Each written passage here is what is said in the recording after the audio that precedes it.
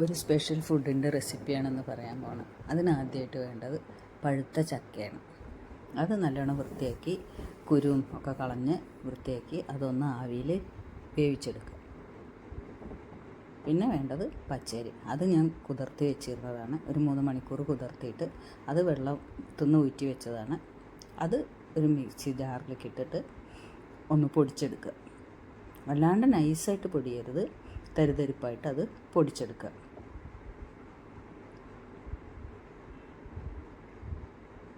കണ്ടില്ലേ, ഈ പരുവത്തിൽ വേണം കേട്ടോ പൊടിച്ചെടുക്കാൻ. പുട്ടിനെക്കാട്ടിലും ലേശം കൂടി തരി വേണം. അങ്ങനെ അരി ഊറ്റി വെച്ച അരി ഫുള്ളും പൊടിച്ചെടുക്കുക. ചക്ക ആവി കയറ്റി വെന്ത് കഴിഞ്ഞു. ഇനി ഇത് ഒരു പ്ലേറ്റിലിട്ടിട്ട് തണുക്കാൻ മാറ്റി വയ്ക്കുക. തണുത്ത ശേഷം ഇതും മിക്സി ജാറിലിട്ടിട്ട് ഒന്ന് അരച്ചെടുക്കണം. ചക്കയുടെ കൂടെയോ അല്ലെങ്കിൽ അരി പൊടിക്കുമ്പോഴോ ഉപ്പ് കുറച്ച് ചേർക്കണം കേട്ടോ. അത് കാണിക്കാൻ വിട്ടുപോയി. ഞാൻ അരിയുടെ കൂടെയാണ് ഇട്ടത്, വിട്ടുപോയി. അത് ചക്ക അരച്ചിട്ട് അത് അരിപ്പൊടിച്ചതിലേക്ക് ചേർത്ത് കൊടുക്കുക.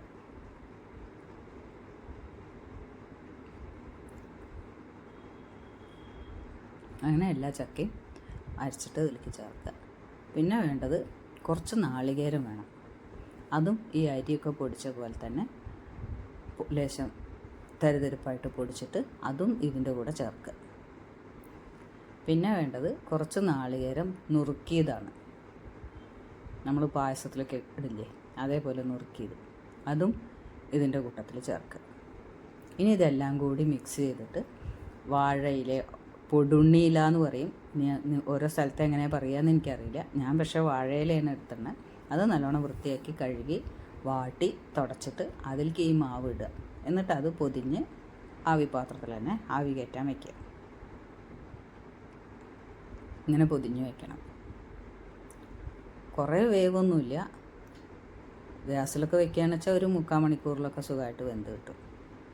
നല്ല മയ ഉണ്ടാവും ഇത്. അതുകൊണ്ട് പ്രായമായ ആൾക്കാർക്കും ഒക്കെ സുഖമായിട്ട് കഴിക്കാം. പ്രായമായ ആൾക്കാർക്കാണെന്നുണ്ടെന്ന് വെച്ചാൽ നാളികേരം അരിഞ്ഞ് ചേർക്കണത് വേണ്ടാന്ന് വയ്ക്കാം, കടിക്കാൻ ബുദ്ധിമുട്ടുണ്ടെങ്കിൽ.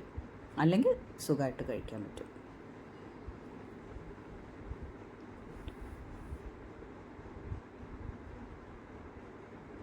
ഇതിന് പ്രത്യേകിച്ച് കറിയൊന്നും വേണ്ട, കൂട്ടി കഴിക്കാം. എരിവാണ് വേണ്ടതെന്ന് വെച്ചാൽ ഉപ്പിലിട്ടതോ അങ്ങനെ എന്തെങ്കിലുമൊക്കെ കൂട്ടി കഴിക്കാം. അത് വെന്തിട്ടുണ്ട്, നമുക്കെടുത്ത് നോക്കാം.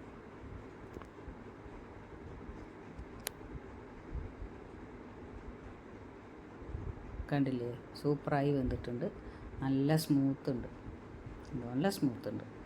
അപ്പോൾ ഇത് ഇഷ്ടപ്പെട്ട എല്ലാവരും ഒന്ന് ട്രൈ ചെയ്ത് നോക്കുക. ലൈക്ക് ചെയ്യുക. അഭിപ്രായങ്ങൾ എന്തെങ്കിലും ഉണ്ടെങ്കിൽ പറയുക. സബ്സ്ക്രൈബ് ചെയ്യാൻ മറക്കരുതേ. Thank you.